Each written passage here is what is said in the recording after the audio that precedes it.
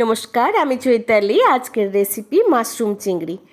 আমাদের প্রথম উপকরণগুলো নিয়ে নিতে হবে: আদা, রসুন, লঙ্কা, পেঁয়াজ, টমেটো, টক দই, চিংড়ি, হলুদ, লঙ্কা, জিরা, গরম মশলা, নুন ও মাশরুম।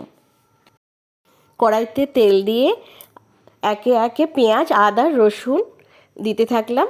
তারপর টমেটো দিয়ে লঙ্কা, হলুদ, নুন দিয়ে কষাতে থাকলাম যাতে তেল ছেড়ে বেরিয়ে আসে।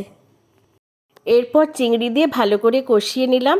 তারপর টক দই দিয়ে কিছুটা কষিয়ে নেওয়ার পর মাশরুম দিয়ে কিছু সময় নাড়াচাড়া করার পর জল দিয়ে দিলাম। আগে আমাদের ধানের গাছ যাকে খড় বলে, বর্ষাকালে খড় পচে তাতে এই মাশরুম হতো, যাকে আমরা বলতাম পলছাতু, যা অসম্ভব স্বাদের। এখন সেটা নতুনভাবে চাষ করা হয়, তাই মাশরুমটা চিংড়ি দিয়ে বানালেই অসম্ভব স্বাদের হয়। সবশেষে জিরে গুঁড়ো, গরম মশলা গুঁড়ো দিয়ে কিছু সময় ফুটিয়ে নিতে হবে। দেখো কি সুন্দর কালার বেরিয়েছে। হয়ে গেল আমাদের মাশরুম চিংড়ি। ভাত দিয়েই খান, রুটি দিয়ে খান, যা দিয়েই খান না কেন অসম্ভব স্বাদের।